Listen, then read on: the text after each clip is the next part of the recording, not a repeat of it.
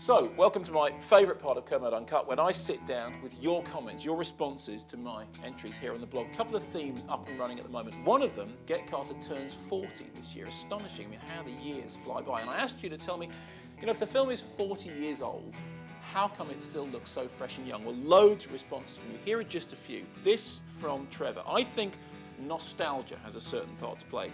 Many a time it was the BBC One Monday film at 9:25 and the talk at school the next day would be of little else. Also, it looked like life on Mars on crack, to coin a phrase, and perfectly captured a moment in 70s British history that no amount of CGI or reconditioned Ford Escorts can recreate. And this CGI theme came up a couple of times. This from Dragliner 78. I think there's at least one very good reason why Get Carter still seems fresh after 40 years. It's the same reason many of the films from that period still feel fresh. It's the lack of CGI or of other fancy special effects, which, while they look very good and innovative at the time, date very, very quickly.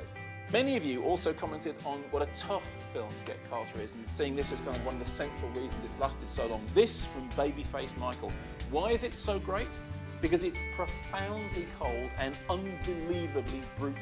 I don't mean in a Hollywood action violence kind of way, but in a subconscious, disturbing kind of way. The scene where he sees his brother in a coffin is chilling, for example. The only film that matches it I can think of is Ratcatcher, a very interesting comparison with Lynn Ramsey's debut feature, which I think is great for the same reason. This from Kubrick and Scott.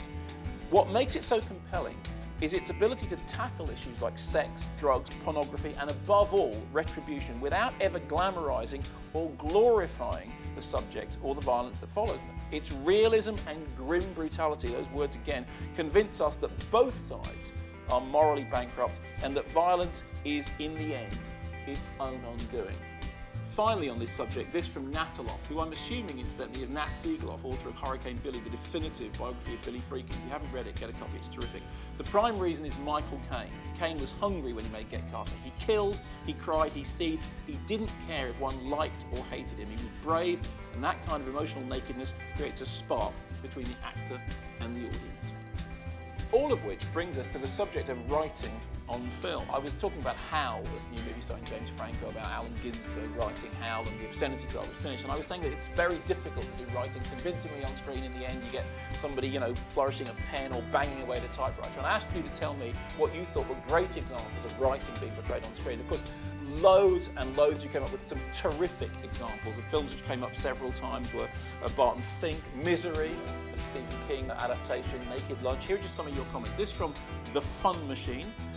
The greatest example of film about writing is actually the dictation sequences in The Diving Bell and The Butterfly, when John Barby struggles to dictate a word to his scribe, let alone construct entire passages. You feel so on edge and moved as he spells out each word he wants to put down on paper. And actually, I think that's a brilliant example. It is a really extraordinary depiction of the pain, the trauma, the difficulty of writing. Yet what's amazing about that film is although you're trapped within that character, the film takes flight, takes us on these great imaginative flights of fancy. I think it is a really wonderful film, and thanks for mentioning it. This from Will Chadwick. The most exciting typing ever committed to screen is arguably the opening 10 minutes of The Social Network, where due to fast editing, punchy music and accurate dialogue to the process of writing code and writing in general is brought to life and looks like an action sequence. As I've said several times, I mean, I agree with this. The real miracle of that film is that David Fincher managed to get the site of a bunch of guys arguing about copyright laws and then typing online, and somehow managed to make it look exciting and enthralling and genuinely cinematic.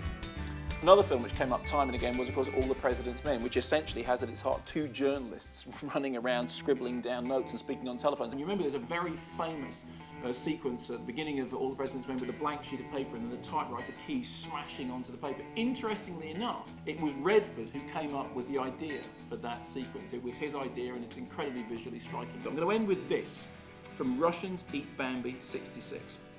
Well, Cronenberg, the exception to every rule, did a great job with The Naked Lunch.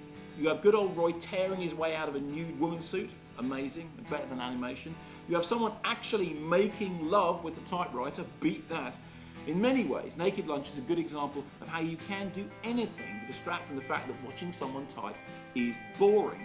I mean, in the end, writing is not cinematic. I think what you've demonstrated with these comments are there's loads of ways of doing writing that don't involve writing at all. In fact, Writer's Block, The Shining, perhaps the greatest example of writing on screen.